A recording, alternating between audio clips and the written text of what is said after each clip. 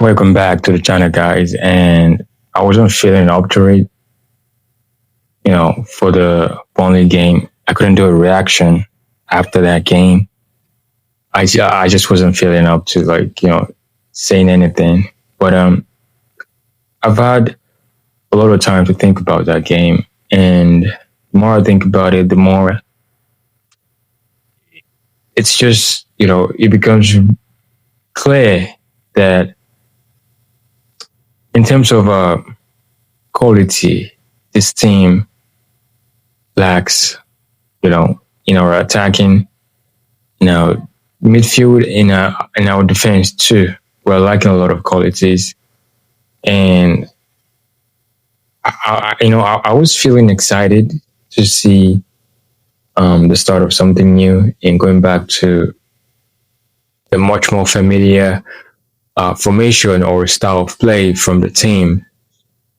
Ruben Amorim came, but it's a three-back system, and it at some point it felt exciting because when Ruben Amorim came to this club and with the philosophy of playing a three at the back system, one thing I've known over the years for three at the back system is the fact that you're going to be defensively solid because you're playing with an extra defender.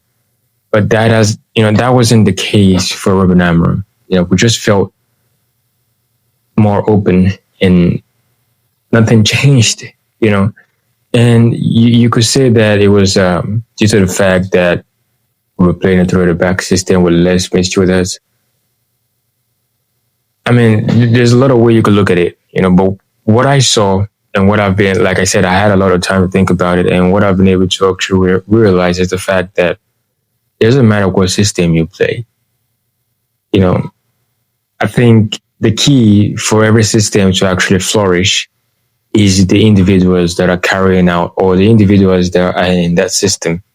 And the players we just have at the moment are just not tactically flexible enough, good enough to actually, play. We've seen the same issue yesterday playing against Burnley, right? The same issue we had, or the same flaws this team had while we were playing throughout the back system, is the same flaw we have as a playing a four-man backline. We are just too easy to play through, and there is no aggression on the ball. It's just flat-footed. The second goal just pissed me off, really. The second goal pissed me off because we had so many opportunities and chances to get the ball if we were aggressive enough, but we were just, I don't know, it could be that fatigue was starting to get into the players because now we're playing a lot more. We're playing two games in a week now. So you could say it was fatigue, but the second goal was just annoying when I look at it. Right. And all I can say is that I'm not excited for the next game to come. I think we have a game against Brighton. I think it's the FA Cup, and maybe we go through, maybe we don't. There's nothing that's guaranteed with this United side at the moment. Well, I do feel like, and I'm very, very positive that when we have Mbeumo and Amad back, because at this moment you can see that we are lacking someone with a bit of individual brilliance, likes of Amad, and someone who can cause the opposition to think. And that's Mbeumo with his movements, with his pace, with his power. We're lacking that individual in the squad right now, and I believe that when they return from the AFCON, that this squad will look a lot more better than it is right now. Yeah, I thought we played brilliantly. The way we were able to keep the ball against Burnley was brilliant. I mean, you would expect that against Burnley, but we looked comfortable. The interchanging of positions, you're not restricted the way you are playing in a three at the back system. You have a fixed position and you have to do that. Bruno had the freedom to go over, it was all over the place. And Kunha, I still don't see where he features in this formation because he could play as a 10. And he's not a player who wants to play out wide. He likes to come in the midfield and do some things there. So I still struggle to see where he's going to feature when we have Mbeumo and Amad back.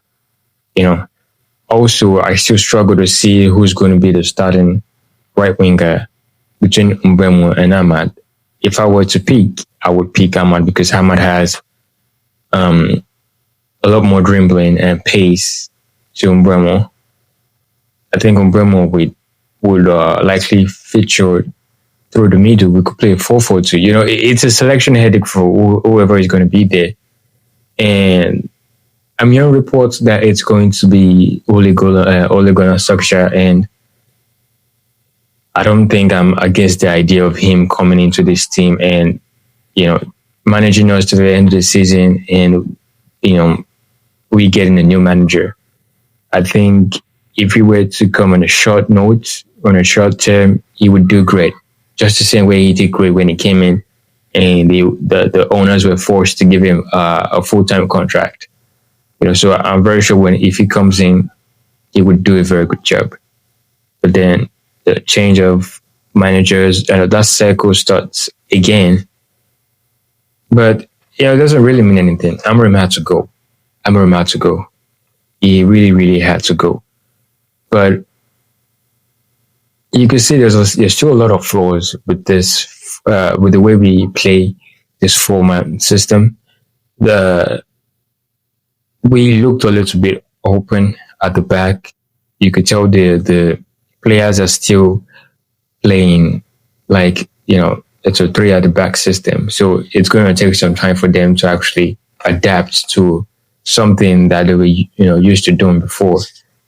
The first goal actually showed that Casemiro actually, when you look at the way you just stood there and, you know, you could have anticipated the run of Humphreys, but he didn't because, you know, he was used to a 3 at the back system and he actually just, for some reason, thought that someone would be there to cut out the pass, but nobody was there. And I think we're going to have a lot of problems going forward because, you know, Dalot is just somebody who just sleeps. Sometimes he just doesn't know where to be at certain times in the game. And but at least I can tell there was a lot of positives going forward. We didn't struggle to create chances. We didn't struggle to get the ball from the back as it used to be sometimes when we were playing the 3 at the back system. So I'm excited to see how we the kind of football we're going to play when we have all the players back, right?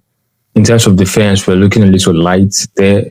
A lot of people are going to struggle to get into the lineup now because there's Maguire, there's Delete, there's Euro, there's Haven, all like pushing for a starting lineup now. You know, so it's going to be a selection headache for whoever is going to be there. And I'm just hoping that whoever comes in to manage this club makes the right decision because it's not going to be easy. It's not going to be easy. We were used to playing at the 3, even Shaw can play as a centre back, right? But I think with the options we have there at the moment, Shaw is going to have to go back to playing as a left back. And Dogu is actually in a very, very good form. So, you know, it's a selection headache for whoever is going to take charge. But I like the fact that we'll have a lot more options now going forward. And we don't have to make that annoying substitutions where you're taking out a defender for another defender. Now, when we're losing or we're chasing a game, you respect attacking subs. I love the fact that Shea Lacey was able to come on yesterday. You can see the danger that he carries. That's something that Ruben Amorim didn't want to try, just because he was always taking out a defender for another defender. People like Shea Lacey are not going to get a chance. You know, the Manchato, the Kobe Minor, they're never going to get a chance when your manager prefers to take out a defender for another defender, even when he's losing. So it was negative football from Ruben Amorim. But I'm glad that going forward now we can see, you know, the United way. When we're winning, when we're losing, more attackers. Exciting football. Go for it. And that's exactly what Darren Fletcher did yesterday. I'm not sure how long he's going to be in this interim position. I hope they sort it out. If he's going to be the one to take us to the end of the season, I really don't mind. There's nothing to lose here, right? But if they're going to find another manager and all that, it's cool. But anyways, we're looking forward to the game against Brighton. I think there's going to be a lot of youths and academy players in the lineup. At this point, all we need to do is just qualify for Champions League next season or for Europe.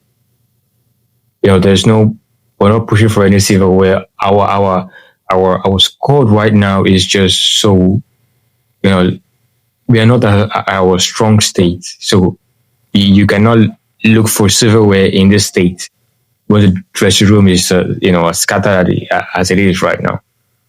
But anyways, we're looking forward to the game against Brighton. Stay tuned, and just stay tuned for that one, and I'll see you on that one.